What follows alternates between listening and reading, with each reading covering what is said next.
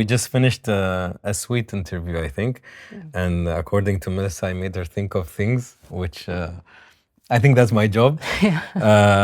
I enjoyed it. I hope you enjoy it because you're going to see, I think for men and women it's important. For women, you're going to see different stages of life that may be similar to your life or plus minus, but you'll see how, from your childhood to your career to love to motherhood, I think it's important. And for us men to see the perspective also from a woman's side. So I enjoyed it. I enjoyed it too. I hope you did. Yeah, a lot.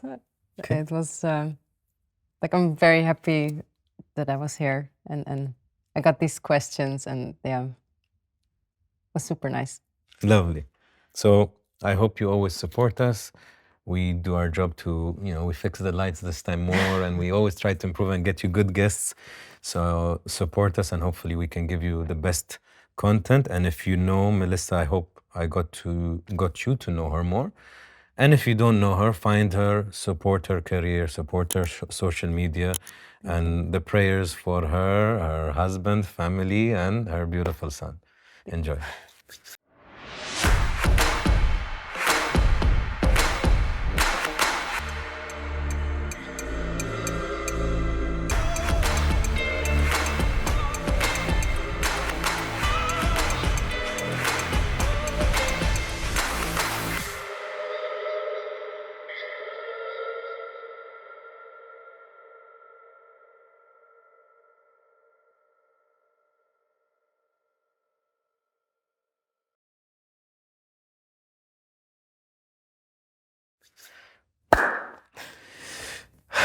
Hi. Hi.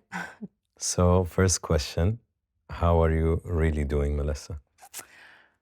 I'm doing good. I'm very content with my life, with who I'm becoming, and everything that's actually happening. I'm in a more peaceful moment in my life, let's say, it's more peaceful than before, and that's why I'm very, very happy and content. And if you would have asked me this question maybe 5 years before, it would have an impact on me. I would lie, I think, that I was doing good, but now I really feel peaceful.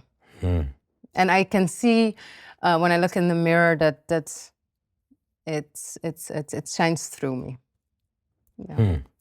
Yeah. Even your eyes smile. Thank you. That's nice. You said, I like who I am becoming. Yeah. Who are you becoming? I'm 35 now. So I'm a mom, I'm a wife, and this version of me, being a mom and a wife, has made me more feminine. I'm finding my feminine side, actually. And that's who I'm becoming. I'm becoming the feminine version of Melisa. And that's what I like, because I always was searching for that part of me, but I couldn't find it because I was working very active and hard. And I had days that would take 18 hours and I was always non-stop working. And that's the masculine in our lives.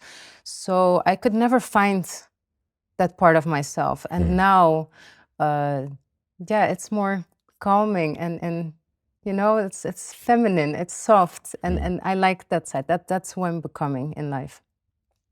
It's good because some women never find that side, unfortunately. They are forced to stay in the masculine energy, And sometimes they don't know how to go back. No, I had that too. I couldn't find it. I didn't even know what it was. I worked since I was 12 years old, started modeling and then the pageant and then acting, So I was always on my feet. I was always busy. I was in an environment full of men. That was always masculine energy around me. And to protect yourself, you always go into your masculine.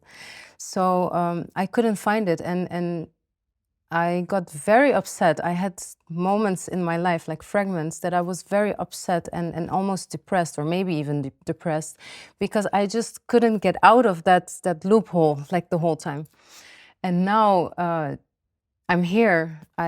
When I look back, I'm like, yeah, like this is what you needed, and thank God. Like şükür, like I found it. And Yeah, we say the same word. Yeah. I think maybe some women would be thinking, okay, Melisa found it. How did she find it? Because I'm sure some women want to find it. Yeah. How did you, in your story, learn to access it or find it? I think it's my husband mainly. He saw the masculine side of me, and also my emotions and how I reacted towards things, and that I was, like, as I told you before, like I'm always planning and always like taking care of things and next steps, and and he was like, I want you to become more feminine. It's like sometimes like I'm sitting with one of my friends, and I was like, what? No, you can't say that. I'm your wife. And he was like, no, I swear, like I feel sometimes that I'm just sitting with one of my friends. That's how you act, and just be more calm, just be more present, like find that in yourself. And I'm someone who does a lot of research, and I did go to therapy, and I talked to therapists, and I studied mindfulness myself. And so after a lot of research, it's like actually being at peace with yourself, liking who you are, loving yourself as a woman, especially because we learn to become a version that people want to see you in, like in that form. People want to see in that form, especially with our job. And it was like my main issue was I was always like working and showing myself in front of camera as characters and how people wanted to see me and this and that. But I was never really busy with myself and who I wanted to become and how I wanted to look. And, so I just stood still and I was like, okay, like yourself, love yourself, be more nurturing towards yourself, eat good, sleep good. Now it's hard with the baby, of course. And be more soft, like be more understanding, like be at the moment. And I tried, it's very hard, by the way, to stay in the moment and think about all the feminine sides that we actually have in ourselves. And yeah, I'm still trying, but I'm liking where it goes, let's say, yeah. Okay, so besides daughter, sister, Miss Turkey actress, wife, mother. Yeah. Who are you? I'm just Melisa, who grew up in Haarlem, in the Netherlands, to Turkish parents. And I grew up there. I was raised there. I went to school there. I did everything there until I moved to Turkey to take one gap year before university. And it turned into 15 years of acting. Yeah. That's who I am. You've said, I think in an interview, that you've had a good childhood. Yeah. What made it good? I had a lot of opportunities, like some people don't. And I went to a good school, to good schools. I learned languages.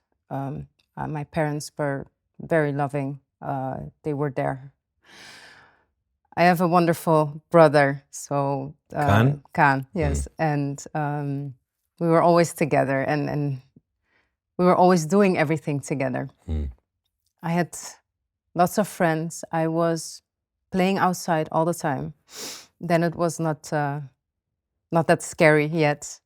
On the bikes, playing with the ball, playing, I don't know, with the girls. I was always outside until like 6, 7 o'clock, and then we had to go home, Like I had the typical 90s childhood.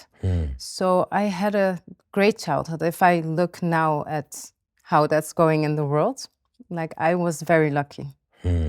and yeah, everything I learned there and was able to do there, it's a plus in life. So Yeah. you're also an artist, a painter. Yeah. So, okay, so you talked about where you're going, you talked about your current journey and you're finding yourself and all of that. So imagine this is a white canvas like this, Yeah. and I give you your charcoal or paint, whatever you like, and I tell you, Melisa, draw for me now in your mind, what would you draw to represent your current mental state?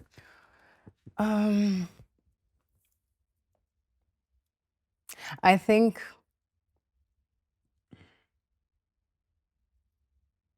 it would be something colorful for sure, like pinks and yellows and blues, but not specific something, but more like colors going into each other and in a soft way, like clouds maybe. I would draw something like that. That's the first thing that came into my mind. Yalla, draw next week. Yeah, I will. Start it. I will. I want to see. Yeah. How would you describe each of your parents and your brother in one word each? Ooh. My mom is very loving. One. Loving. Okay. Dad? He's tough. Tough. Yeah. And Khan? Is free. Free. Yeah. Okay, explain tough. Was it tough love? Or Yeah. no love? Or No, I think tough love, he had certain rules in his mind that he wanted us not to follow exactly, but to become like some type of like, he had things that he wanted us to do to become a version that he had in mind, I think. And sometimes it was pushing. And when you're 13, 14, puberty, you don't listen. You don't do those things. So it was very tough to communicate. Like, I could say no, but eventually it would turn into a fight or a discussion or not talking to each other, something like that. So during puberty, it was very hard to become someone that he had in mind. And that's why I said tough, I think. So that was the toughest part. Like he was a very good father, like also very loving, and he was there, and I learned a lot of things from him. But that, I think, is the toughest part that stayed with me throughout my whole life. Yeah. And you're set free for your brother. Yeah. Why free? He's free. He's 32. He doesn't care. Like he's just living life, and I love that for him because not everybody can do that, and like being so carefree and enjoy everything that he does. So yeah, he's like a free spirit, and I really love to see that. And sometimes you can reach him, sometimes you don't hear from him for 4 days. And as a sister/mom, you get like anxious when you can't reach your brother, and he's still like, yeah, I was just chilling, so I like that part of him, and that's why I said free. Because that part is so different from you. Yeah. So you're like happy jealous about it, you know? Yeah, I am.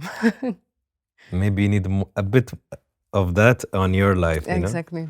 And thank God my husband is like that too. Okay. So I get that part, but still it's work. Because when you're used to plan and work and think in the future, as I do, which is not good, don't do it, it's very hard to suddenly enjoy the moments and suddenly be carefree. And, so I work on it. I really do. I try my best. I just thought of a trick that maybe you can try. Because I'm also more on the control side. I'm very structured and organized. And I remember recently there was a person that is so bad at WhatsApp, like very bad. And part of me was like, that's also pretty cool. Because they would go to the beach and maybe for 8 hours they don't touch their phone. Me, maximum maybe 45 minutes, and then I need to check if somebody called. Because I'm the eldest son. I own the business. I'm the brother, the eldest brother. So I'm not wired like that. Yeah. You need to be the younger brother Exactly. to do that. Yeah. Yeah. For me, no. So your brother's younger? Yeah. Okay. That's So why. maybe one way, I'm thinking with you. So you have to see if you can, let's say, plan enough for, let's say, tomorrow, then you can enjoy today. Say tomorrow's already good. Yeah. Now let me watch this movie fully. Let me, maybe. Yeah, but you know what it is? Like, I tried that. I The tried, work? but it's like, let's say we're enjoying now, and then you check your phone, and somebody texted you something about, I don't know, work next week or whatever. Then you start planning automatically because you're wired like that. I'm like that too. And it's stuck somewhere. So when I watch the movie, yes, I do fully watch it. But in my mind somewhere, I'm still planning for next week. And that's what I want to get rid of. Like, okay, let's plan, but let's do it, I don't know, 2 days before. You know, like last minute. I love last minute people. Like, they don't care. And it's so freeing to see. But sometimes I get really annoyed because I would have planned it like 10 days ago, you know? And that's what I want. And that's really hard. I think it's a balance. Like, I also never met a very successful person that wasn't organized or has routines or discipline. Never. Like, never. Yeah. Because, for example, we can play with this topic for too long, but I won't stay too long. For example, if I'm a guy, because your husband is a footballer, I love football, so I can say, okay, today I feel like resting and I want to stretch and blah, blah, blah. And I feel like a burger. I'll have a burger. Yeah. But slowly, 3 burgers a week, No.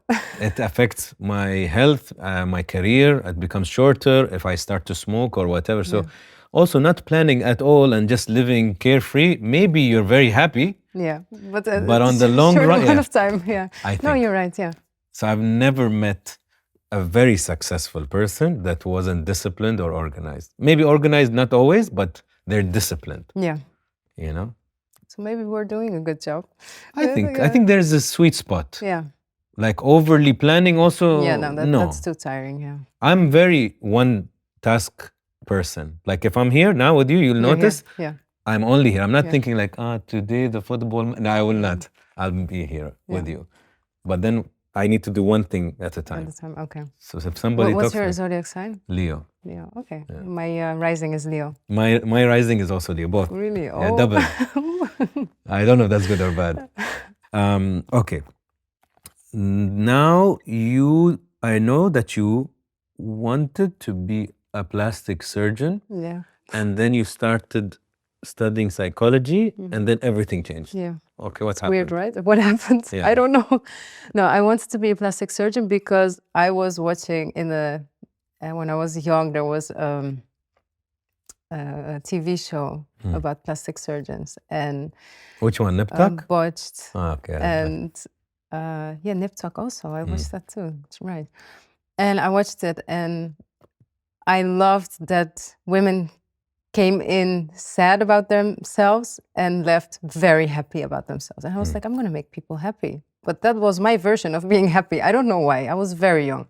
I was 9 or something. And every time someone asked me, I was like, I'm going to become a plastic surgeon. I'm going to make people who feel bad about themselves beautiful and they're going to be happy. And that continued until I was 13, 14-ish, something like that. And then I noticed I love to listen to people and not just normal random like stories or daily things, you know, but like when they talked about issues or problems. And I loved to listen and like I was young, so I couldn't like give advice or something. But in my head, I was like thinking maybe they should do this, or maybe if they talk like this, that can change, you know, those kind of things. And the closest thing to listening is like being a psychologist. And then it changed, and I studied at a very good school. Like high school was like I could go directly to become a psychologist afterwards, you know, to study. And I was like, I'm going to do this.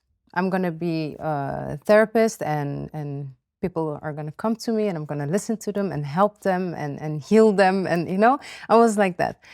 And I wanted to go, but we start with school. I started when I was 4, 5 maybe, something like that. I wanted to take a year off before I went to university. And I said, I'm going to Turkey to my grandma and my aunt because I couldn't spend time, like a lot of time with them, and spend time with them for a year and be with them. So I'll see you next year. You know, it was like that. And my mom was like, what are you going to do there? I was like, I want to spend time with them because I did not have that time in my life. I was always at school. We only had like 4 or 5 weeks vacation time, and that's it. And my aunt was very happy. My grandma was very happy, and I went there.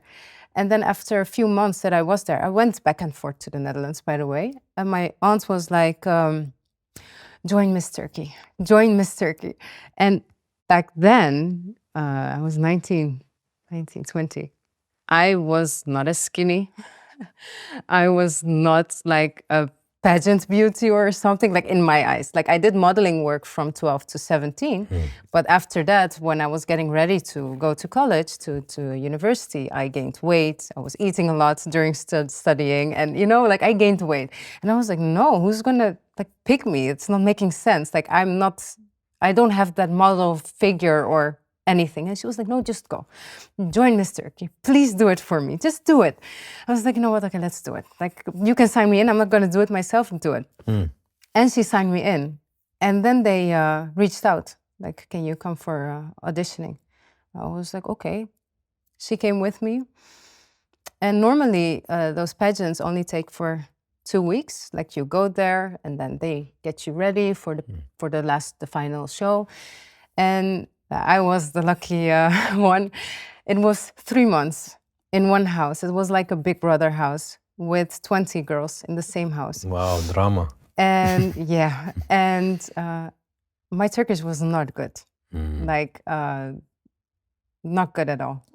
And I was sitting there with 20 girls, bad Turkish, and I was trying to communicate. I was trying my best. I was trying to understand what was going on because the emotions are even different.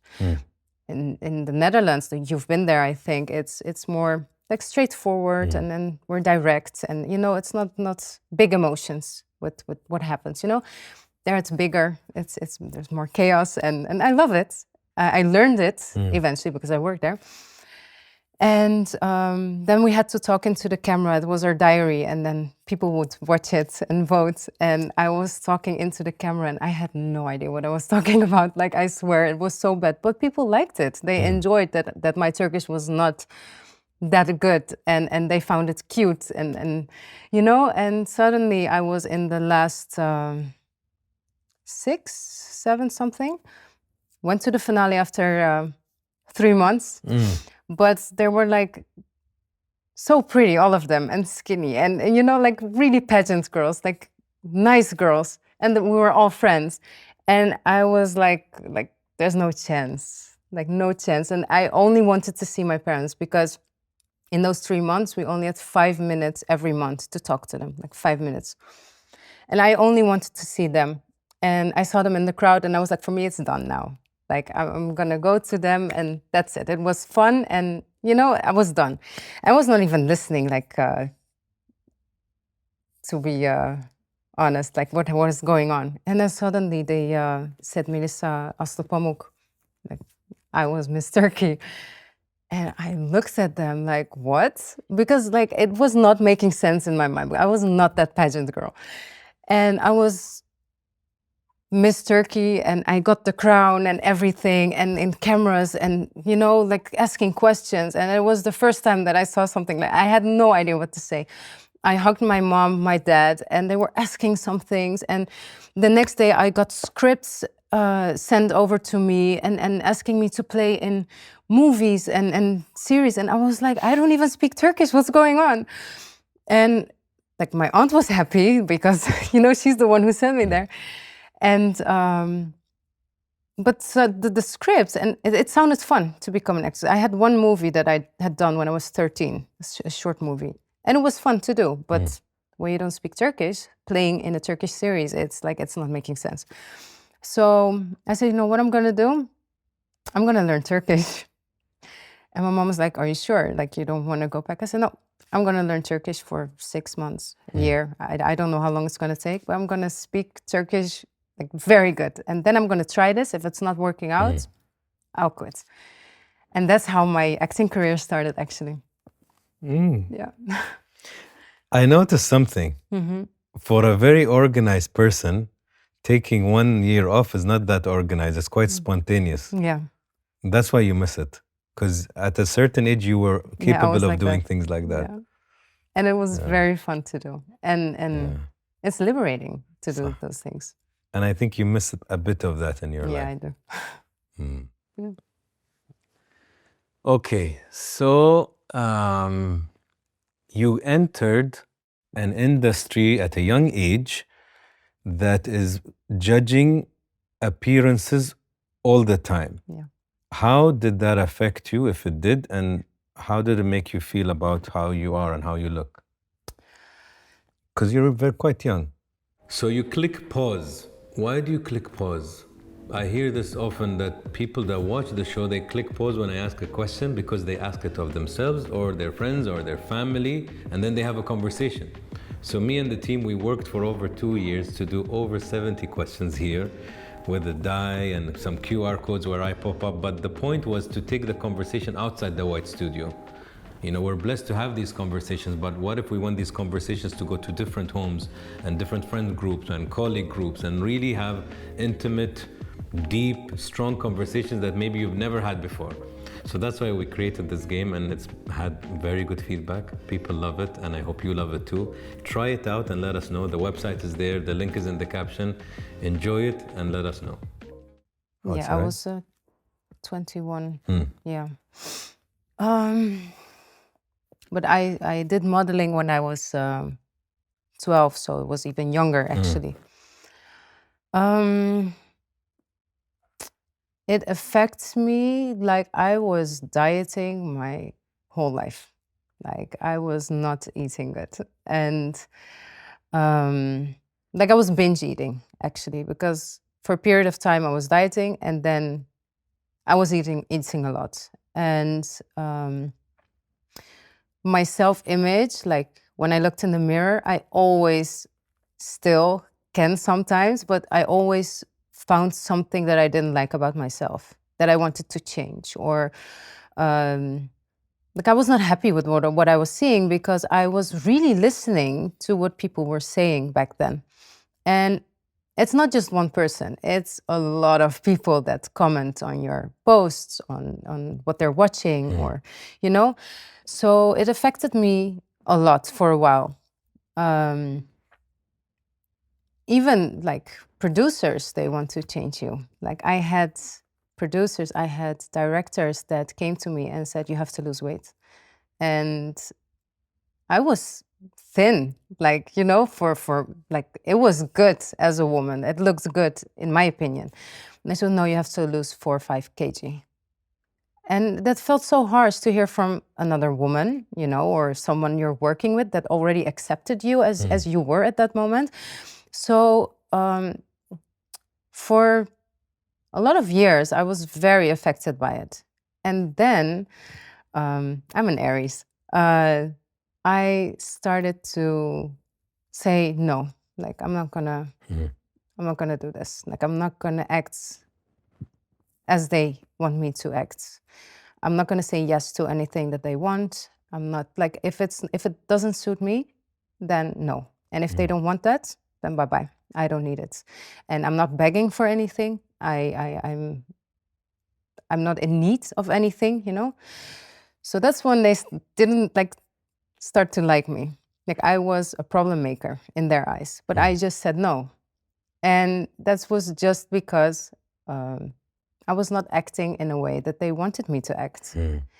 And then I understood that it's very hard to do this job and to be surrounded by people that only judge you by the way you look, to what you're wearing, what you're buying, and if you're acting in a way that they want you to act. And I started to drift away, actually, in the last years. And maybe like people noticed, I don't know, I was just taking steps back because it was not me anymore. It was not fitting me anymore. I was closing myself off. I didn't want to give interviews. I didn't want to talk about my work. My friends, I have nobody from the industry as friends. All my friends are just normal students or like people that have families or just work, like normal people. And that's why, because they were the ones that weren't judging me. They were just happy with whatever I was doing. And sitting at home, watching movies, talking about life and I took steps back because of this, and it just kept on going. And it was also the viewers, the people that were watching you. Like eventually, Instagram became very important in our job. So I was becoming more active. But every time I shared something, yes, a part of it loves it, but another part hates it. And in the beginning, it was like, why? You don't even know me. Like, what's going on? And you try to change in a way that they start to like you too, but it's just so, like it's hard. It's not even necessary. Like now, when I think about it, they don't have to like me. I don't care. But back then, it was very hard to accept that that there was a part that hated me for no apparent reason. And I took steps back because I couldn't take it anymore. It was not healthy, and you can't change this perspective. This is going to continue. And now, when I look at my haters, in a way, I'm like, okay, whatever, you do you. I'm living my life. But back then, it was not like that. I would be worried if everybody likes you or anyone. Yeah, but I think couldn't that's not think like that. That's not an authentic. But I always tell people, if everybody likes you, you're not authentic. No, true. But I was too young. I was too naive, I think. Like now, I'm like, if you have haters, you're doing a good job, But back then, no. Do you, generally speaking, do you like the way you look? No, I do. Now I get older, I like myself more. Yeah. Like when you look at the mirror, do you think, okay, I look nice?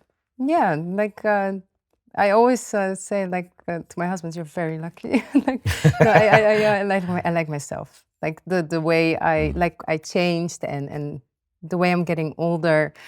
It has more character. Like I feel good about myself. Yeah. I was thinking earlier, like, why was the young Melisa so interested in making people feel better? I don't know. Yeah, where does that come from? I have no idea. Because that, of course, I think you were too young to understand that that's a show, and that they might feel like they feel better because of the outside, but from the inside they can feel ugly, But still, the idea of that empathy or that compassion or that service, I need to make somebody feel better. Yeah. Like, I wonder where that comes from. I have no idea. And I still I don't know, I'm very emotional normally. Like you could make me cry like this. But I don't know. It's like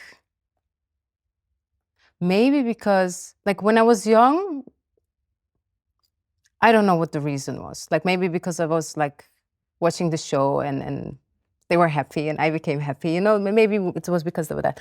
But studying psychology and healing people or finding a path with them, maybe because I was struggling to, find a path in my life. And I had that for many years. Like I started my healing journey when I was 30-ish. So I think somewhere until that age, and that I still wanted to become a therapist, was because of that, because I was reaching for it in myself somewhere, that I wanted to do it for other people too. Sometimes we want to be for others what we needed to be for us. Yeah. And I think that was the main reason somewhere, because when I look back, like now I have a son, so you start looking back at your childhood and your life and what you want for your child. And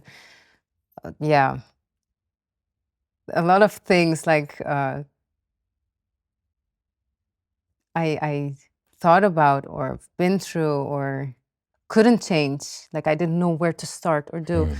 I want him to know that at a much younger age, hopefully. Like I struggled until I was 30, I think. Can I ask if you've ever done plastic surgery? Yeah, I didn't.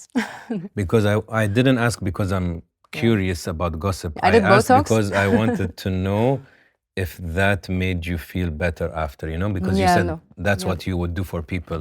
I was going to say, if you applied it onto yourself, would you feel better after, Maybe later, but no, I didn't. I only have Botox. And if you ask a lot of people online, yes, they think I did everything. Really? Yeah. Okay. But I just lost weight and I get older and it changes. But no, I never did.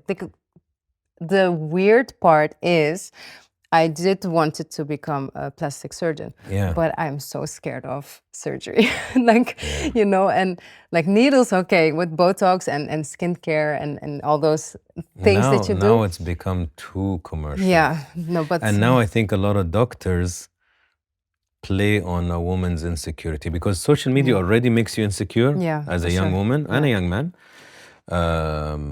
And then you have a doctor a girl would go to him and he'd be like, oh, maybe your boobs or maybe your feet. And you have lines here. And that girl who went in maybe just to talk about her teeth, now she's thinking about her ears, her eyes, her body.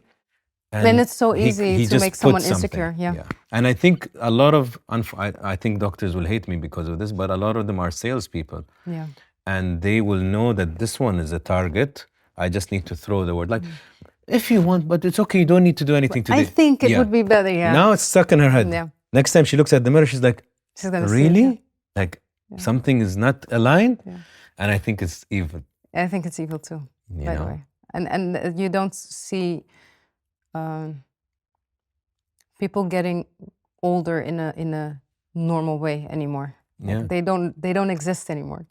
Yeah, it's rare. Yeah. And you can tell, sometimes you look at an older, especially celebrity, because we see them, and you're like, something is off. Yeah. Like, it's not making sense. Something is, and I don't like that. No, I think a big journey for us, I'm 44 now, and I think a big journey is like accepting that, you're going to get the white hair and just leave it. Yeah. You're going to get very dark circles, leave it. The smile lines. And it's a discussion with myself. Like, Anas, don't fight it. It's okay. Go be healthy, sleep well, don't smoke, don't drink, whatever. But that's it. Yeah. I don't need to keep playing. And I think I don't know. Maybe I'm also like ignorant. Maybe some surgeries are wow. But from what I've seen, like a lot of the times, I would say 8 out of 10, something is something is off. It's just not natural. Yeah. You see a woman of her 60s look like 40s. It's not making sense. It's not connecting in my mind, So it's hard for people to accept. Aging is a big topic, and I would love to do one episode only about aging. I go to a longevity clinic. Okay. Yeah, and it's amazing. Like if you want to age in a healthy way and without the surgery and all those things, like to go to a clinic, go to a longevity clinic. They teach you how to take care of yourself or of your organs, and because like health is the most important thing. And I'm very into this. Yeah, and it's amazing. The sauna, the ice bath. Yeah, not the ice bath. I would never. Yeah, women don't like it at all. I never, never. But the hyperbaric chamber, red light therapies, NADs. Well, people want shortcuts. Yeah. That's even like the clinics that's fun. It's fun to be there. Okay. Did you ever feel you're not Turkish enough in Turkey and not Dutch enough in Netherlands? All the time. All the time. It's like a huge topic online, by the way. Yeah. Okay, I didn't know. I'm just asking. No, all the time. I'm too Dutch for Turkey. I'm too Turkish for... But your mom and dad are Turkish? Yeah, they're a mix. Like we have also British in like somewhere. In the DNA? Yeah, and like my great-grandma, Egyptian, I think. I heard something like that. I'm gonna do a DNA test. I did. My audience would love when you just say Egyptian. Yeah, sure. My mom's side. That's from my grandpa, by the way, and like it's a mix. But they're both born in Turkey. And I'm born in the Netherlands. And they were never strict with being Turkish. Like, I went to a Dutch school, like, we're Muslim. I went to a Christian school because in the Netherlands, like, it's normal. I had Dutch friends. I never had Turkish friends, never in my life until I was 20. Wow. Because I didn't grow up in environment like that. Like, I don't know, like it was not strict. It was not something that we had to follow or, And yeah, they taught us a lot of things, of course, but we were living in the Netherlands, so you adapt. And then I went to Turkey and I was too straightforward. I had my own opinions and, so I was too Dutch suddenly. And too European, and some people thought other things of European people. And, so I always like in a clash, like, who am I, And that's why when I had off days in like from work, from set, even if it's like 2 days, 1.5 days, I went to the Netherlands, reset and got back because it was sometimes too overwhelming for me. It's part of your identity also and your comfort. Yeah. And in your roles, apparently in some of your very popular roles, you're a villain. Yeah. Why? Why did they put you in this? I have no idea. You think you suit those roles more? I think it's because of my features. Like I have dark features, like eyebrows, eyes, hair. I think it's because of that. And I can do a good resting bitch face, So I think it's because of that. And in Turkey, the series, it's always when like rich guy, poor girl, rich girl, poor guy, and the poor one is always the sweet one. And they didn't find it suiting, like it didn't suit me to play a poor girl. I'm tall and I like, it didn't fit in their opinion. So I was the villain.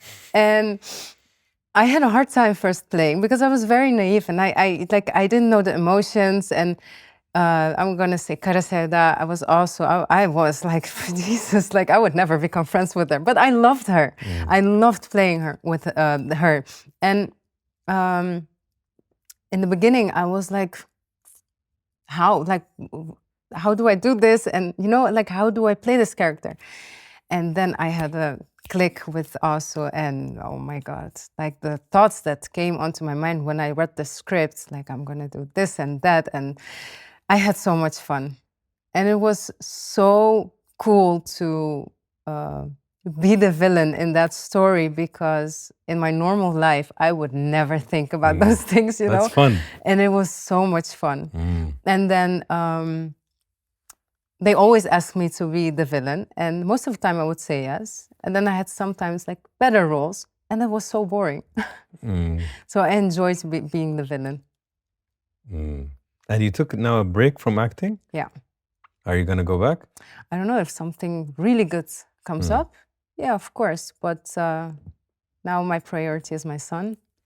And like I want to be with him 24/7, and I want to see everything he does and every milestone, and so yeah, that's why I'm like, yeah, and understandably. Yeah. Do you believe in love at first sight? Yeah, I do. Really? Yeah. As an ex-psychologist? Yeah. Why? Weird, right? Because I want to know why. The way I met my husband, yeah, that's crazy. But we got married in 10 months, and he proposed to me in 4 months, and I moved to Lille in 1 month. And it like this. And I saw him at the beach, and like we started talking. It was like normally when you start talking to someone, it's like flirting. And with us, it was, do you want to get married? Yes. You? Yes. Do you want to have children? Yes. Okay. Yeah, okay. Nice. And then it started. And that was love at first sight. I was like, oh my God, I'm going to marry this guy. I didn't tell him that, of course. And that's why I believe it, because my marriage started that way. But on the beach, did you think like that? No, until you talked. I saw him and I was like, I like him. yeah. But of course, he didn't know that, but yeah. Well, he knows already, or Yeah, he knows yes. now. Okay. And what does love mean to you? Love is my family. Yeah, that's my family. My husband, my son, us at home. That's love.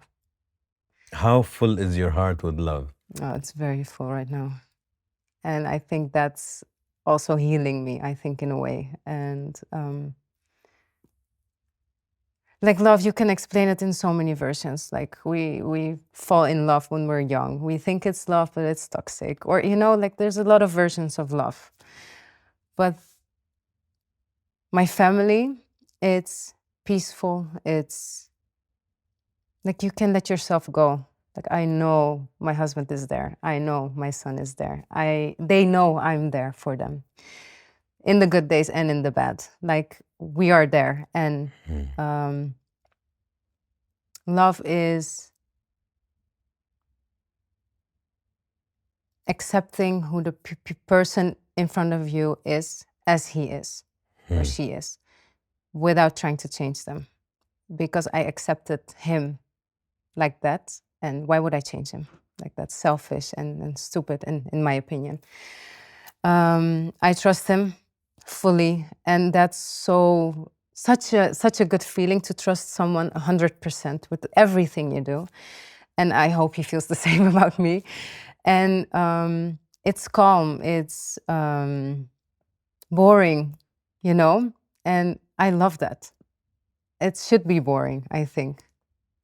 I can be quiet, I can talk all the time without feeling bad about it. I can just be me at home or wherever we are as a family. And it's just such a good feeling to be like fully 100% yourself. And I think that that's love. And you start loving yourself more because you're you, without putting a mask on or talk in front of a paparazzi with media training, you know, and acting the way people want you to act. I'm like 100% Melisa inside my home, and I love that, and that's love for me. That's one of my favorite answers. Yeah? Yeah, because you answered it from so many different angles, and I think a lot of people are like sitting like this now and watching it and enjoying that answer, because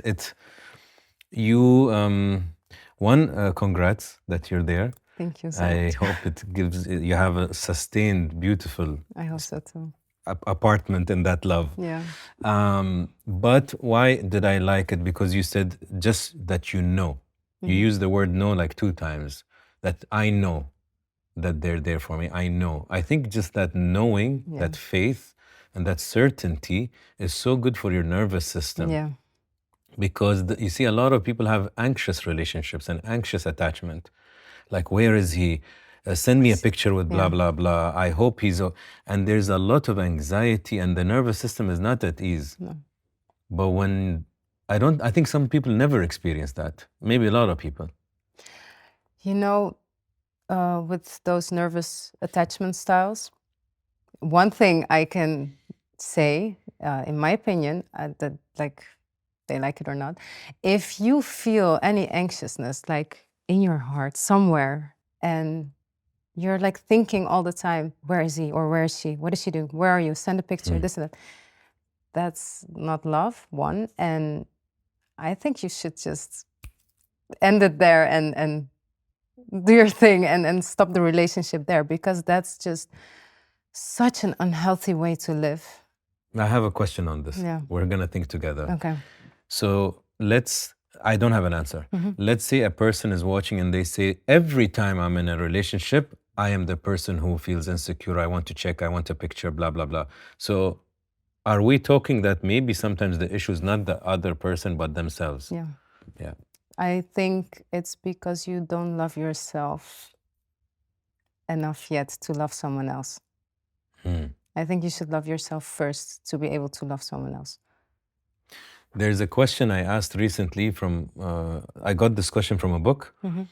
And the question is, when somebody says, I want to be in a relationship or I want to be married or da-da-da-da-da, you should ask yourself, or the person that's talking to you, are you ready to love or be loved? Yeah. And it's a big difference because most people are telling you, I want to be loved, I want to be loved, I need to be loved. But that's the wrong answer. Yeah. If you say, I'm ready to love, then you are enough. Like it's like unconditional love. It's like you don't expect anything in return if you Which love is someone. Impossible, but No, I think mean, you're in the right place to give it. Like, I have a son now. Yeah, that's the closest to unconditional that's love. Unconditional love. And that's love. Like, he's a part of you. And my husband, let's say, unconditional love, I feel that with both of them. Yes, my son can, sometimes when I'm not around, he just ignores me. And at that moment, he probably hates me that I'm not there. I love him. Like, even the way he shows his character at that moment, I love that. Like, I'm falling in love with every emotion or hate that, that those little things that they do when they're like young. I love it. I love to see it, like every part of it, every second of it. Unconditional. I'm not expecting anything back. I don't expect him to look at me or smile or say, hey, ma, or, give a kiss or whatever. And I have that I have the same with my husband. When I, look at him, I just feel content and, and happy. And I want to do something for him or, be there for him. Sometimes, of course, we argue. Like, married couples do that. And, but it's yin yang. But we don't expect anything, like, fully in return for it. I like the word fully. If you, like, two different people who chose each other to do life. And he loves me, I love him, and we do life together. And I don't expect anything, like, fully again, like, and that's unconditional love. Like I would like to argue that, this is just from me thinking a lot.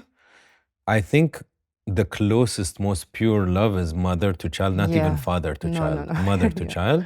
I think it's the closest, and sometimes maybe fully unconditional, and sometimes maybe close, because if you have a very bad son or a very bad daughter and they're very disrespectful, maybe the mother will be hurt, but she will forgive like this. So I would say unconditional. Now, with a husband, of course, if they cheat or lie or beat or... that's done. Then there is the condition. That's why I said I like fully. So there is a condition, which should be. Like, I don't believe this. No, with your lover you should be. I'll die for him. No. There is guidelines. You're not my son. You're my partner. Okay. Is marriage hard? No.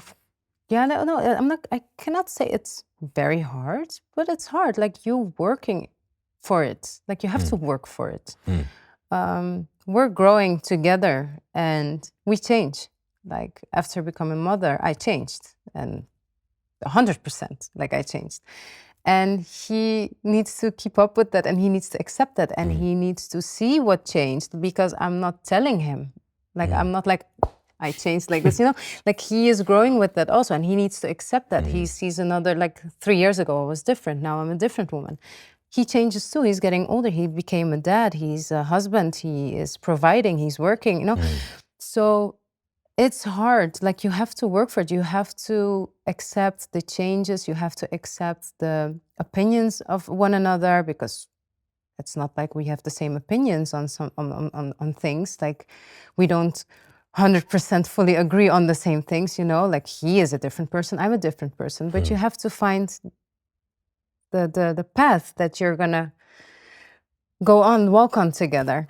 And that's why it's hard. But I think it's also beautiful, because now when you look at the world, people are so selfish that they don't even accept a different opinion. And maybe that's why it's harder for them. Like that's why you can say it's hard. But if you're open for it and that's how you want to live your life, yeah, it's doable. Are you a better mother or wife? Two totally different things. I don't know. I'm still learning to be a good mom and a good wife. Like I don't know, like I'm just going with the flow, and until now I feel good about it. Good. Yeah. What would you want your son to learn about women from you? About women. About women from you.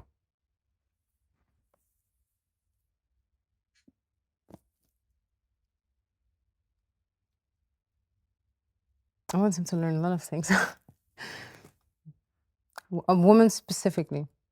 Because you're a woman, you're going to teach him some things about Not women. relationships or It could be.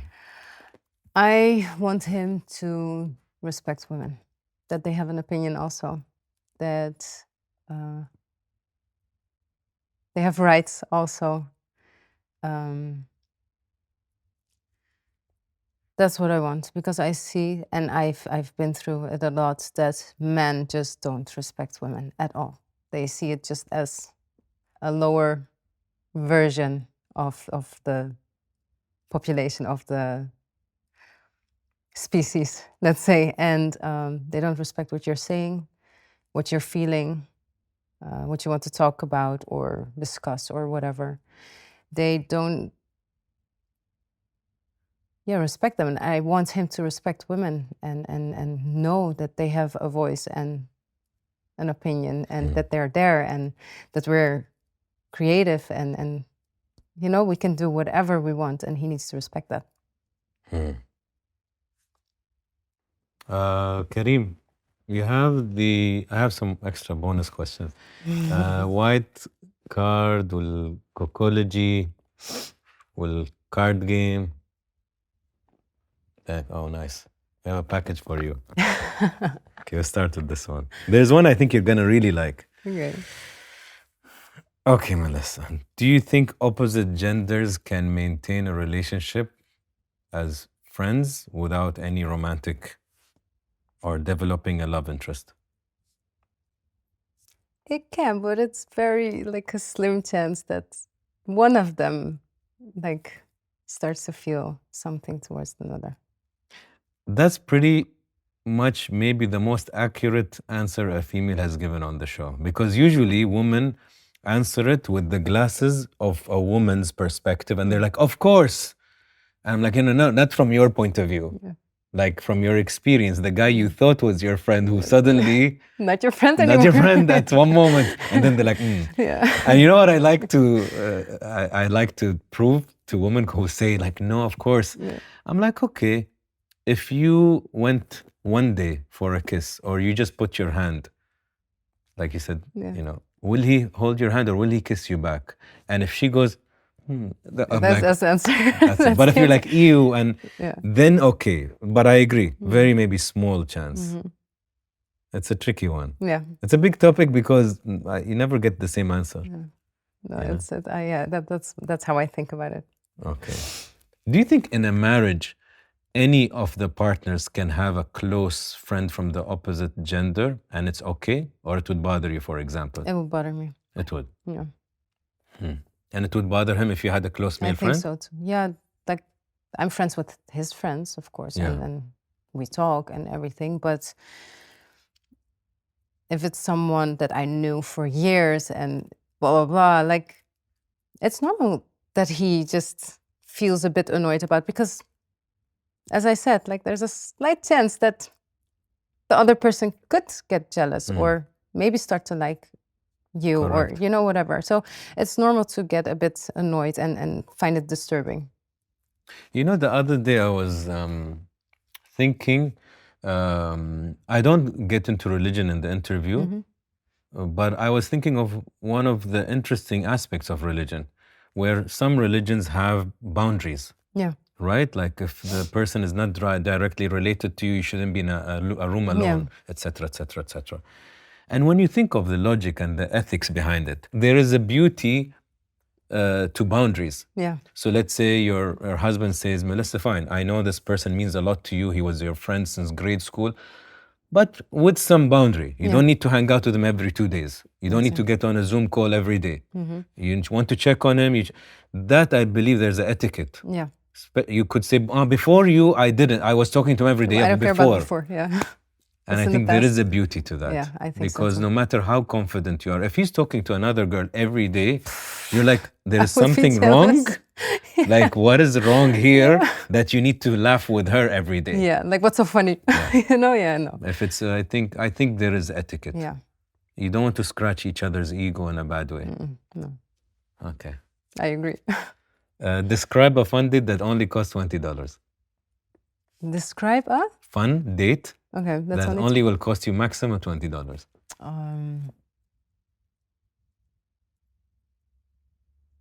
You can do it for free. Go to the beach, hang out. Don't drink water for free. The water is like 50 cents, like it's still under 20. So like grab your own water bottle. I don't know, but yeah, it's like go to the beach, talk, have fun. What is the strangest dream you've dreamt so far? You know what's weird? I don't dream. Or I forget. Yeah. I don't. Everybody apparently dreams. Yeah. So my therapist, he follows the Carl Jung school. So when we first started, I think like the second, he's like, Anas, can you write, like journal your dreams? When you dream, wake up and write. I'm like, doctor, I don't dream. He's like, everybody dreams. I'm like, yeah, but I don't remember. And he's like, put the journal and the pen next to your bed. And next session we'll talk. Melissa, the same night. Yeah? It's like I gave permission to remember. What you were dreaming. And the next night, I woke up in the middle of the night. I'm like, I started. You woke up? Yeah. I don't know if I would do that. And I told him, if I write, I might not fall asleep. And he's like, maybe if you don't write, your brain will be too busy to fall asleep. So I'm like, okay, I'll write. Now I do it when I wake up, if I remember. Yeah. But I used to never remember. Now I do. That's me. Yeah. Never. So you do, but you don't remember. But if you give yourself permission, you might. I'm going to try maybe that. tonight, Maybe, if you give yourself permission, you know? Okay. There is, this one we answered. What is the most hurtful thing someone has ever told you?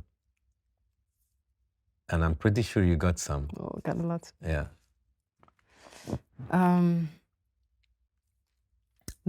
The most impactful that I really needed to get healing from was when I told you I was doing modeling work when I was 12. And I was 13 or 14. I booked a really good job, a photo shoot for Rent. And I was so happy about it. And my mom is happy, my dad is happy, of course. And we went to a family gathering. And my aunt was there. And they all heard because I was happy, you know, like I'm a child. And she came sitting across of me and she said, oh, that's nice. But you know, the daughter of XYZ, she can walk on the Milan Fashion Week, but like this. And I'm 13, 14. And that hurt so much that like she didn't congratulate me. She was not like, oh yes, like we're gonna see you there or blah, blah, blah. She was talking about the other girl that I don't even know of. Like, I don't even know who she was talking about. And that hurt so much. And that was stuck with me for years. Like, and I had a therapy session when I was 30, when I started my healing journey. And I don't know what the topic was. And then suddenly that just popped in my head. And I started crying. And she was like, okay, just tell me what's going on, because we were talking about something, and that's what came into my mind. And I told her, and she was like, you didn't feel as if they were like applauding you, like when you were that young. And that's why you didn't do that to yourself until you were 30. And that, like, I'm tearing up, that really hurts. Why? I don't know. It's like I thought that, we were talking about unconditional love, like, and it felt like I needed to do better all the time to receive good job, or oh my God, you did that, or like, you know, like an applause from my family. And I'm not talking to them, by the way, since I was 20 or something, but that was what I felt for a very long time in my life. Like I needed to do better. I needed to do better than XYZ, because that was who they were referring to for a long time. And after that session, I was like, I did so many good things that I was very proud of myself, and that I was like, yes, and actually that's enough. Like I didn't need the opinions of others. And as I said, with our job, you have a lot of opinions, good or bad. And that's why it was like typical, like physical wise, and the way I looked and the way I did things. It was so hard to stay true to myself, because I was like listening to so many opinions because I wanted this, and that's it. Did that make you not share good news after? Or you kept sharing it when you had it? No, I didn't, because like I did for a time, but people were not happy with my achievements. Like they were not. A lot of people were not. Like I had a few friends that were very happy, but I didn't share a lot. And I always acted as if it was something normal to do. Like it comes with your job, you know, that attitude is what I had, to make it as normal as possible. So I could continue without any voice. You still have a grudge, you said, on the side of the family? I don't talk to them. Yeah. Would you?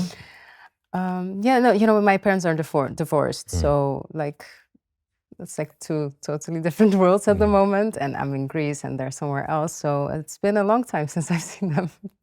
Did you ever confront that aunt? No. So she doesn't know how she made you feel? No.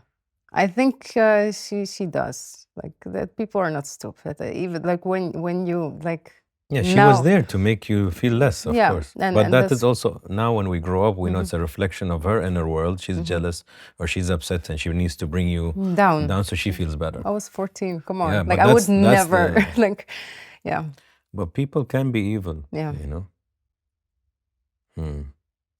Imagine, and that's the crazy thing. Why I ask this question, because it's crazy how impactful words are. Yeah. You know, I can look at you and say, you know, Melissa, you're quite disgusting. Yeah, you can say that. And I can say, Melissa, I think your heart is so beautiful. Yeah. That's two different things. And if I'm a person who means something to you in your life, let's say you've known me for 5 years, or like I'm important, imagine. And I said those two things. Now you don't care because we just met. Yeah. But imagine you know but me. I could still care. See, like I'm very like, I try to connect. Like I start to think, like if you would say I'm discussing, I would be like, why would he say? What did I do that made him feel that way? You know, I would think about it, I think. Yeah. You seem, let's try to connect. You said you had a bit of tough love in your childhood. And you seem to me, now I'm just painting you in my head. You seemed like this girl that was in a foreign country with a confusion of identities in a very safe and loving home. So the outside world is alien. Yeah. And then you're this like sweet soul and you're naive.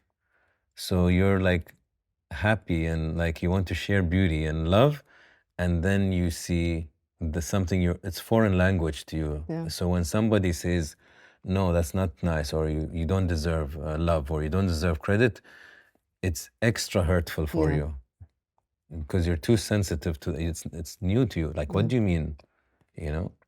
And it seems like you needed, as a human, maybe till today, I think words of affirmation is very important for you. and you need somebody to massage your heart and tell you you're good, and you know, I love you, and you're nice, and you're sweet. You're doing good, and It's interesting, no? Yeah. Yeah. What are you thinking?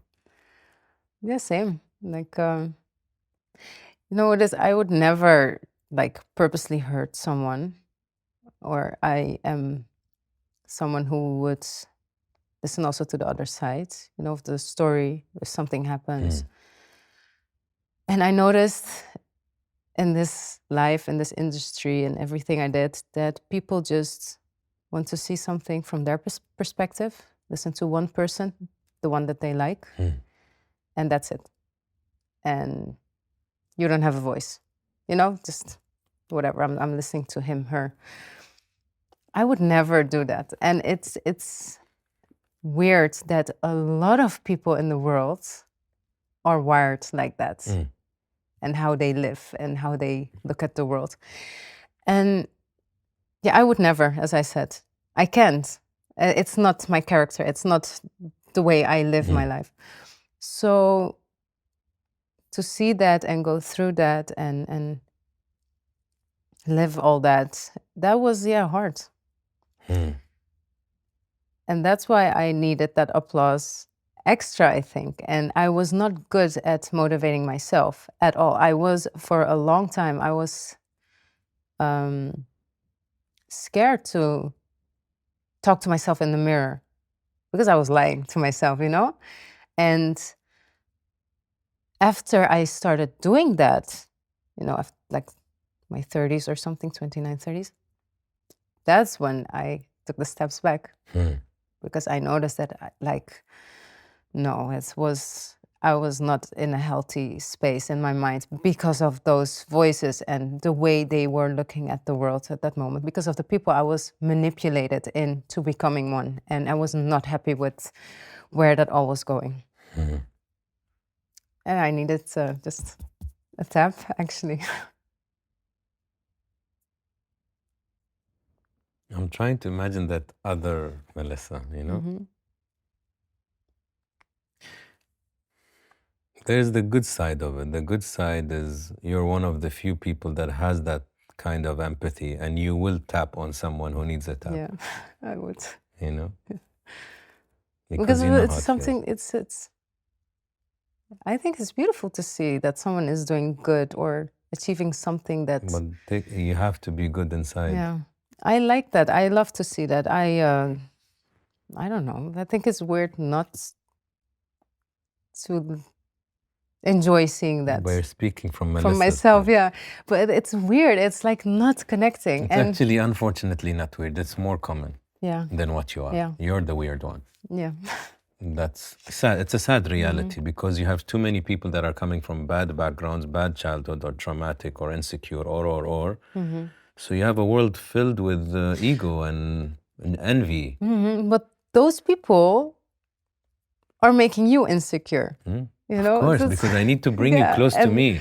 You cannot be confident. And that's why sometimes confident is mistaken for arrogance. Yeah. And you're like, no, he's just confident. No, he's arrogant. You're like, no, I think he's just... But because he doesn't like that he's confident and he doesn't have it, now I need to make you insecure. Yeah, true. Otherwise, you make me look bad. Yeah.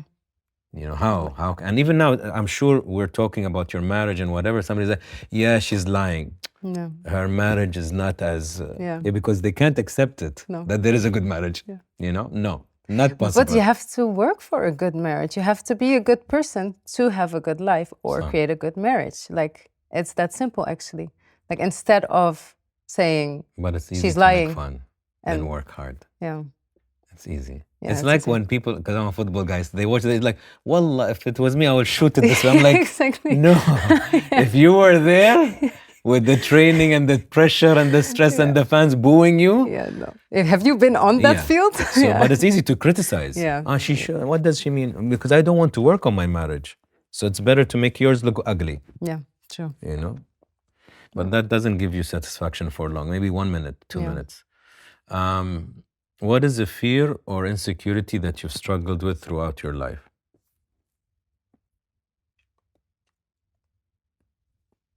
A fear or an insecurity?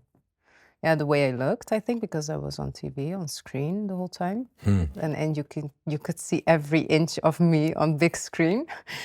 I was not watching my own series, by the way. I never watched it. I only watched 1 or 2 episodes, and that was pure to look at how my face looked, how my clothes fit, how my hair was, and that's it.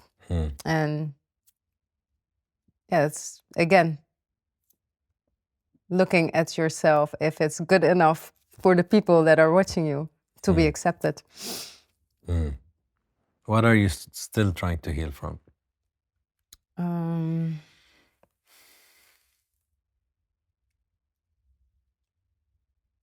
Not heal, but I try to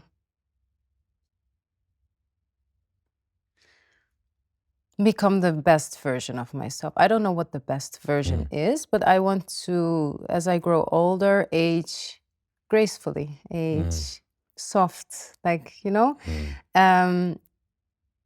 that's what I want, especially for my son, and if I have more children later, for them to be the best, healthiest, and the kindest version of myself, so they have an example of someone they can look up to. What are people always surprised to learn about you? Because I play the villain, they think I'm like that character. In real life. And then you start talking, and they're like, "Oh my God, you're actually so nice." And I'm like, "Yeah," like, So that's the main thing I hear all the time. I read that you love comics. Yeah. I love it. Interesting. Yeah. It's because your dad? Yeah. So who's your favorite superhero? Batman. Oh, mine too. Yeah, I love Batman. I actually did a photo shoot with a Batman artist. Oh, really? A very cool one. Yeah, I love the character. I Yeah. love everything about it. I'll send you the link of this artist. You will love his limited prints. Oh, really? You It's might have limited. seen. He does like Batman in awkward environments, like very cool in Oh, no, I haven't McDonald's or seen whatever. it. Okay, send me. Okay, if you could have a superpower, what would it be? Oh. I'm sure you've thought of this. Yeah, but But Batman doesn't have power, so you need to No. go somewhere else. he buys his. That's Yeah.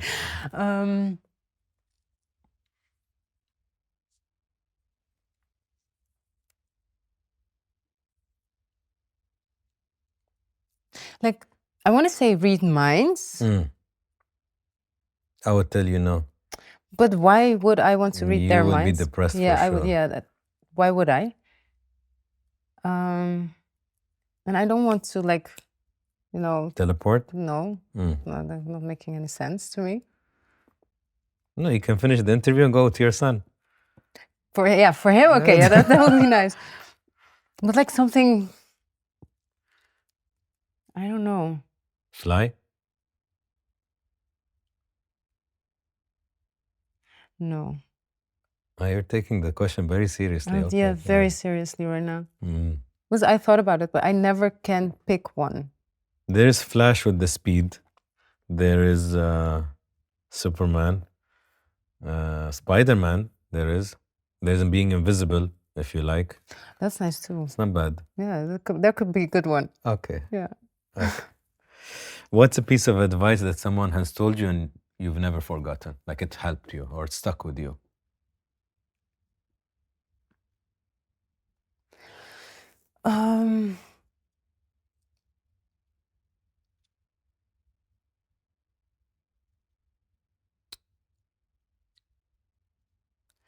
Yeah, that was like my brother and my mom. My brother especially, he always tells me just to be me.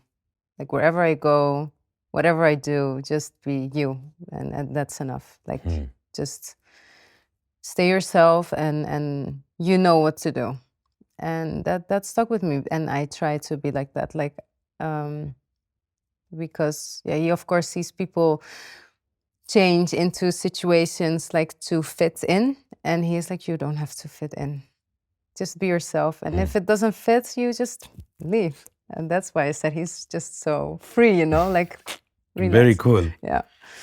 I was just in Stockholm and I was giving a talk, and I'll repeat something that I said there to add to your to your brother. Do you realize, like, have you thought of it truly, that Melisa is one of one, that you are one of one in billions of people? No. Like, there's one. Yeah. Like, you think of it realistically and factually. Every human you ever meet, ever, your mom, everybody, your son, they're one of one. Yeah. Like your story, your childhood, your school, your aunt, your career, your Miss Turkey pet, like only you. There's nothing similar ever, not even close. True. And when you really think of it, you're one of one. And I wonder why people copy or try to fit in. Yeah. And you think, I am literally so special that I'm the only human with my story, with my experiences, with my features, with my personality, with my pains. And when you remind yourself of that, you're like, why am I even trying to be like someone else? It's cool to be just me, you know? Yeah. That's weird. One of one. You don't need anything close to anyone. Just celebrate. Yeah. Very limited edition, you know? Yeah. Very. One in like 8 billion or something. The next question I think you like. Where is it? Yeah. Okay, this is called, have you heard of Kokology cube test? No. Okay, cool. That's fun. Okay, let's see. Okay, yes. But I will need your imagination. Okay. I haven't done it in a while, so it's gonna be fun. Close your eyes. Okay. If you trust me. So, imagine an empty desert.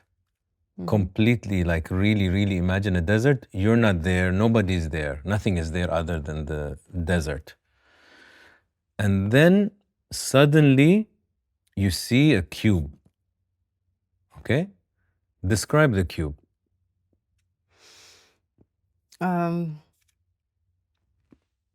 It's black, but it has mirrors on it. Okay. How big is it? Almost human size. Almost. Yeah. Is it on the sand, in the sand, floating? On the sand. On the sand. Yeah. Is it transparent? You can see through? No. Because of the mirrors. Okay. And then after the cube, you suddenly see a ladder. Okay. Where's the ladder? It's a little bit more on the left. Is it touching the cube? No. Separate. Separately. Taller than the cube? Yeah, it's taller. More than 12 steps? Yeah. Okay. Is it made of what? Wood, yeah. Old or new? Newish. Newish. Okay. After the ladder, you see a horse. Okay. Where is the horse? It's close to the ladder. Close to the ladder. Yeah. Is it standing? Yeah. How does it look? It's black with long, luscious hair, Okay. a long tail. Okay. And has a saddle or no saddle? No saddle. Okay. After the horse, you suddenly see flowers. Where are the flowers? Like everywhere. Like it's surrounding all the cube, the ladder, the horse, everywhere. Are they in good health or no? Yeah. Okay. After the flowers, you see a storm. Okay. Where's the storm? It's far in the back. Like you can see the cloud and the storm, but it's far. Is it affecting any of the things? No. Okay, you can open your eyes. Okay. Big cube depicts a more confident, bold person willing to be seen. They want the attention and everything. Smaller cube introducing the possibilities of you rather being the more shy, introverted, modest type who would much rather blend in than stand out. So you're like a blend. You like to be seen, but also introverted. You want, so you're somewhere there. Okay, nice. Cube standing on the desert surface implies stability. You probably know what you want from life and you intend to get it. You're logical and precise. Okay, nice. Okay. Then, you said a solid cube. Yeah. because of the mirrors. Tells you that you know who you are and you're not easy to manipulate and carry self-assurance. Good. Okay. Ladder. Yeah. Ladder is your family and friends. Okay. So yours was standing apart from the cube, not touching. A lot of people, it's touching the cube. Okay.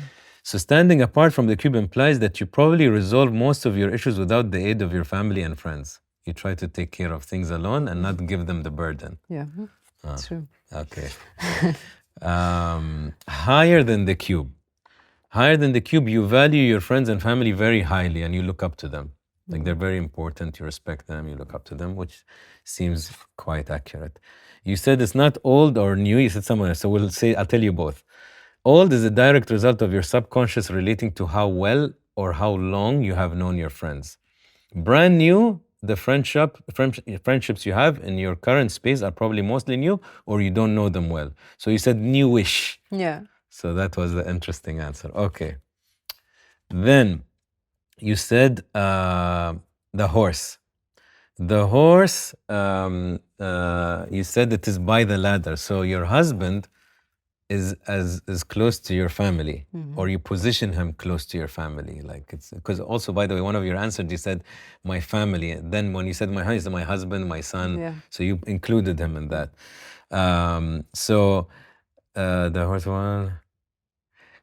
So if the horse is if the cube is here and the horse is with the ladder, how proximate you are to each other in your brain shows it would mean a close relationship. Now, what a lot of people misunderstand about this test is they think if it's stuck to the cube, it's very good. It's not necessarily healthy because it's quite codependent. Yeah. You know, so you need a bit of space. He said doesn't have a saddle. You view your partner as Sally, I like the other analysis. It was, bring that one, wait. Give me the other one, because that one was more detailed, the new one. Because I didn't ever see this much on the horse as that one. I described a good-looking horse, so that's so good. on the good-looking horse, it also has an explanation. Oh, really? Yeah. Let's see. هذا خلاص. Okay, I have too many cards, so I'll give you some. Yeah. We'll take this one. Okay. Give me this. Okay. So, this is new as I'm reading it. So, distance from the cube, your emotional closeness to your partner. Close to the cube, you want a relationship with strong emotional intimacy. Far from the cube, you may desire more space or independence. So, it seems even with your family, you have that, let's call it a healthy distance. And then, free without a saddle. You see your ideal partner as independent, unpredictable, or emotionally hard to manage.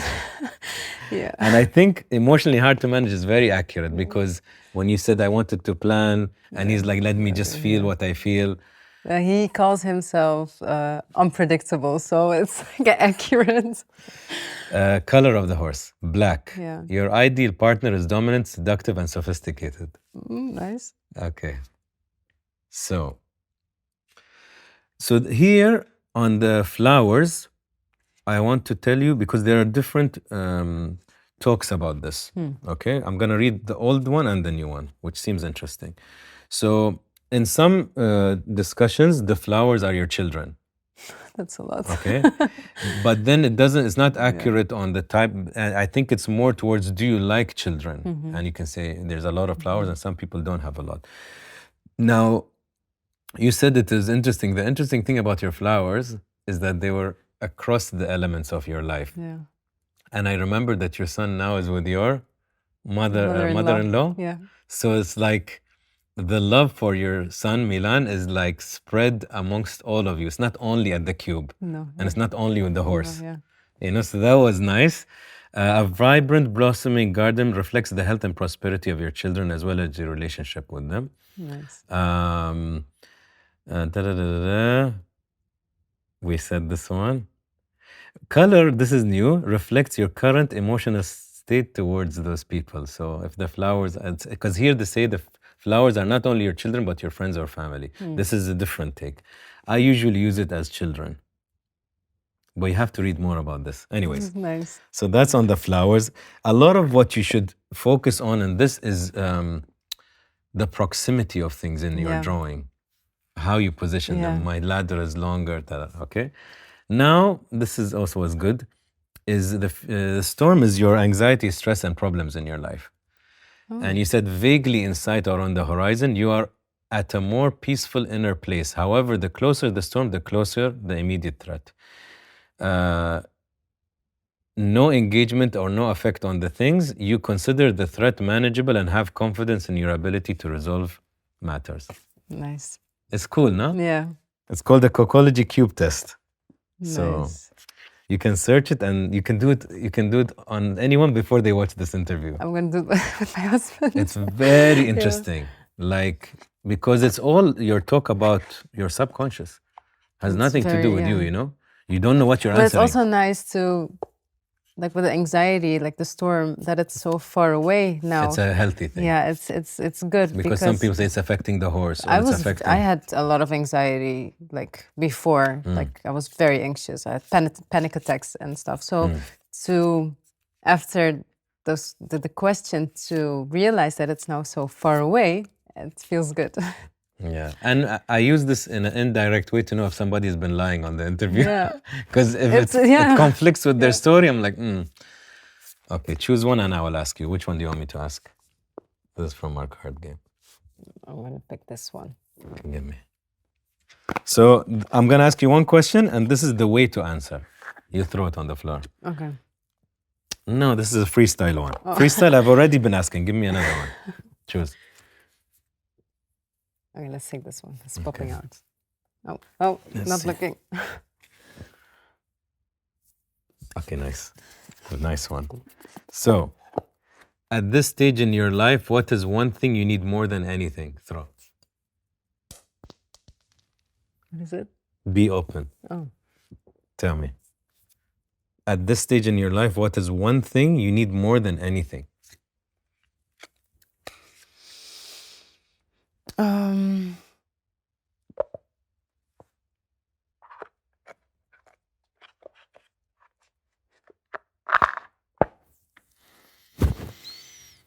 Do I need more?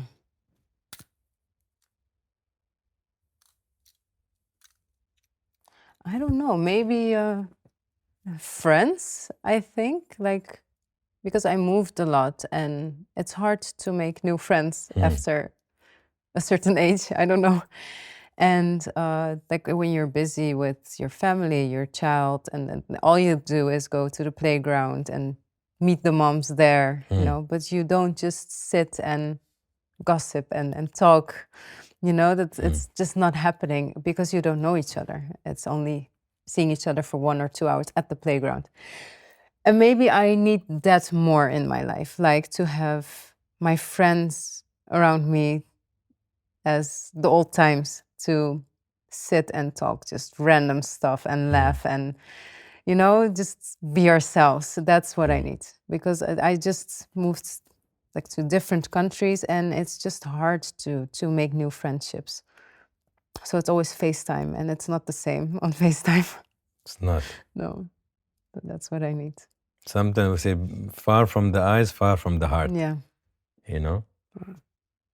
Well, you answered yourself, so that you need some homework now. You need to do something about it. I need to, but it's so hard because like they don't have the visa for it, or you know, so it's hard. And maybe what you do is every 2 months you go on like a weekend break. Yeah, I do. By the way, with last one of 3 your months best I do. friends. Yeah.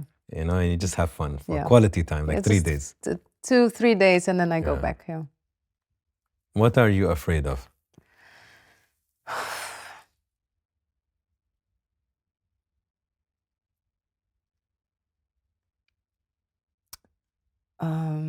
Health issues after my son. Like before that, it was just YOLO. No, I'm kidding, not that much. But after my son, I'm just so much more health conscious with everything I do. Like I'm still trying. I have my bad things, but yeah, that's it. Like that keeps me up at night. Let's say. Really? Yeah. I can have like being a mother. Of course, the moms will understand. It's like you have the craziest thoughts, like as if you're gone in a second, randomly. What is going to happen then? This and that. And nobody understands, even if you tell your family, like, my mom is a mother, you know, and when I tell her, like, I have the most, like, weird and like, scariest thoughts about life, myself, or whatever, and she says, yeah, but that'll go away, you know, but she had that, but she forgot, so it's easy just to shove it away. But I have, like, the weirdest thoughts, and it's always about health or just suddenly be gone, or, you know, that keeps me up. Like, that's why I want to become my best version, because those thoughts are not fun. And maybe it'll disappear because I'm a new mom, and I'm just trying to understand what's changing or going on in my life. And yeah, it's disturbing. Would you say you get anxiety a lot? No, I had anxiety, but it's not anxiety. It's just intrusive thoughts suddenly, you know, that Do you fight them or accept them? I do accept them, because I think it's normal that if you love someone that much, like, you just... Scary. Yeah, it's very scary. My mom used to say when we were babies, she would put her finger next to us just to see that we're breathing. Yeah, I do the same. It's a mother thing, you know? He sleeps in his crib next to me, and when I sleep, I just, you know, like this, so I can feel him breathing, and that's just how I sleep every night, because if I don't do that, I tried. If I don't do that, I can't sleep. There is apparently a way the old generation used to do it, is you keep them in the crib, but without the things toys, that they and can... he doesn't have it either. That's safe. Not even a blanket. Because sometimes I'm afraid, like, I think it was my stepfather, I think he turned on Hassan, my brother, when he was a baby, in the bed. Oh. And you could literally break his bones because he's heavy. Your mother's instinct is not going to allow that, believe me, because every second you're it's on like, alert. Yeah, it's tiring. Yeah. Like, you don't sleep. It's not sleep. You can't call it sleep. But I'm still very rested and okay with that for now. Yeah.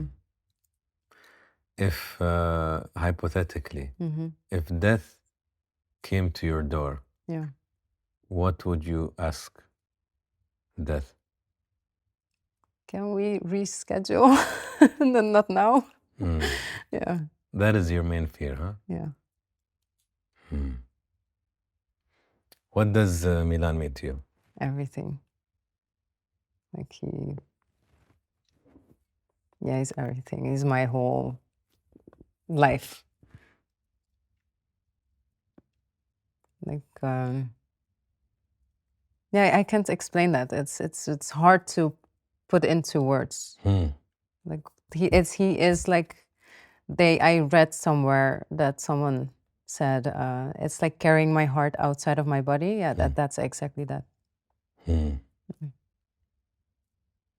think he changed everything in your life? Yeah. For sure. I remember saying when I started to experience having sons, is that they introduce a new definition of love in your dictionary. Yeah. Like, you can't compare it, not even to your parents. Yeah, a different version of me, different version of love.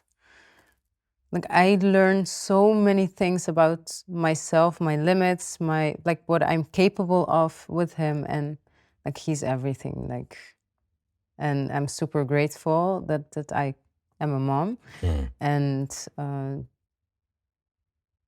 yeah, that's something else. It's quite a miracle, I feel.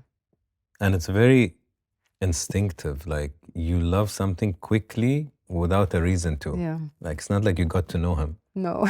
You know? They just hand him over to you, and you're like... And then you feel so much love. Yeah. You know?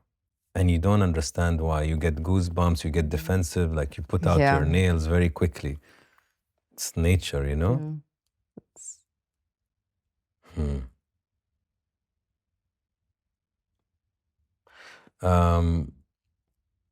hypothetical also. Inshallah, you have a very good long life and a healthy life. I know this is important for you. And inshallah, you know, we pray for it. But if you're gone early, okay, and you don't get to see your son grow up and become a young man and all of that, and Milan asks your husband, tell me about mom. How was she? How would you want or hope he would talk about you? That I loved him so much, and oh, that's hard. This is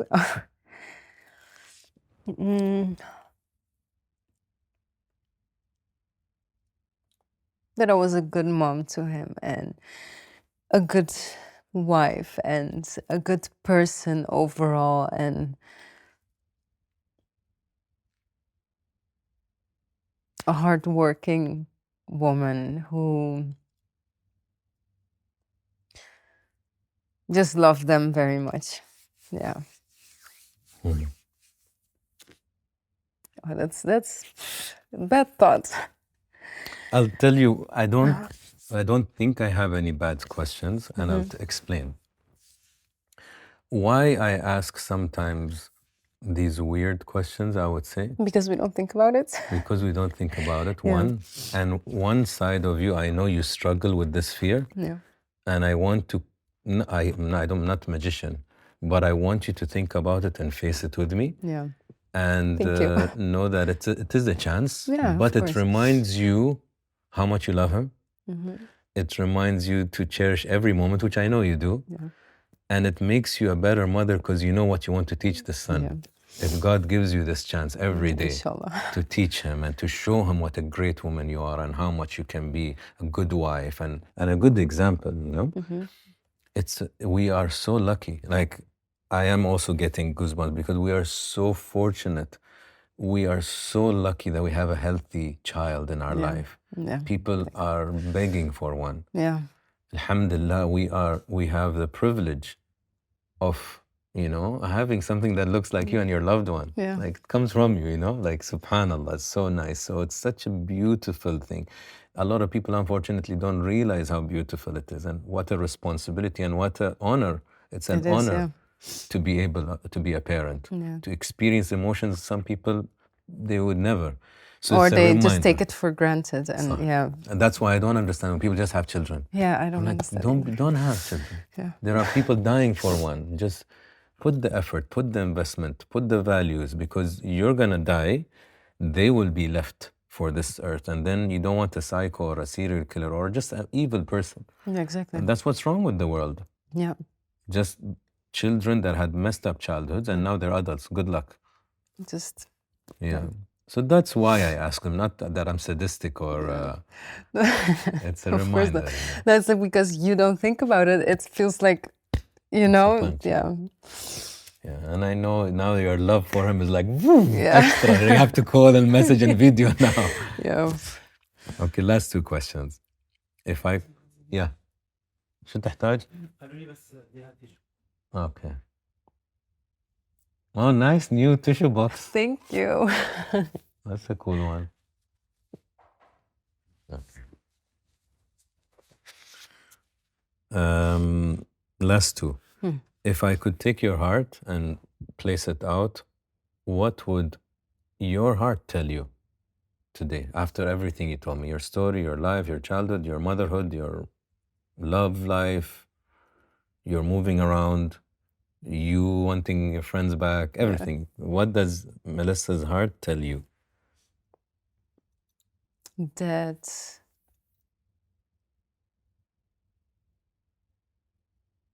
I'm doing very, very good. That she's proud of me. Yeah. Like, we're on a good path. You are. Yeah.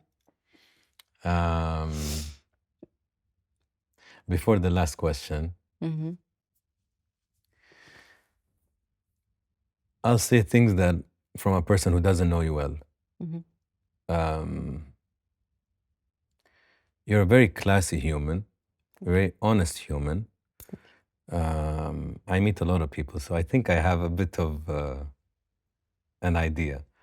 Don't lose your ethics, don't lose your values, and don't lose that. You know that girl that went to your aunt and was talking about the good things? Don't lose her. Yeah. It's easy to lose her, and maybe you lost her for a while.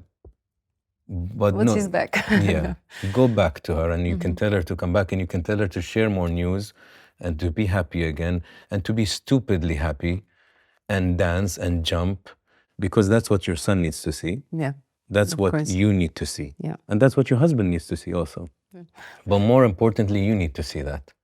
So that you have to protect with everything, because it's such a big part of you, and it's some of the good things in life, that purity, that, you know, you're so happy and your eyes are so excited, and it could be so beautiful for you. Maybe for somebody else it's not, but it's for you. Yeah.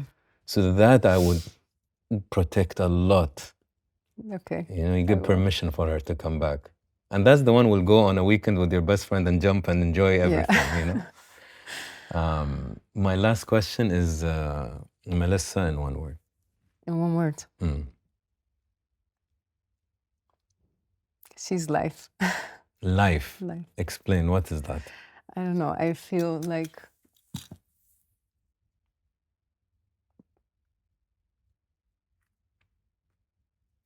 at home.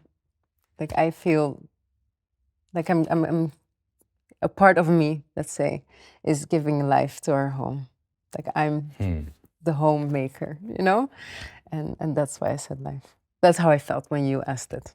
Good, that's all the answer I want. Yeah. And I truly believe the woman makes the house. And I'll add to it. I think I believe hugely in the power of women, because I was brought up with a great one. So I see the effect, the soul. The house does not have a soul if the woman is not there. Yeah. Just a father, with all due respect to us men, no. It's the mother. And every true man will tell you it was his mother that made the house alive, or it made it dull, or toxic, or beautiful, or joyous. And I think women, if they make a good home, that makes a good community, a good neighborhood, and a good nation, and a good world. Yeah, so the responsibility is huge, but you girls rock at this. Like, when you know how to do it, you can. I call my mother the glue. She's the glue of the family. You remove the glue, the family falls apart. So I agree. You will bring life to the house, you know? So yeah, it's a good answer. Thank you. Thank you. Thank you so much. I appreciate it.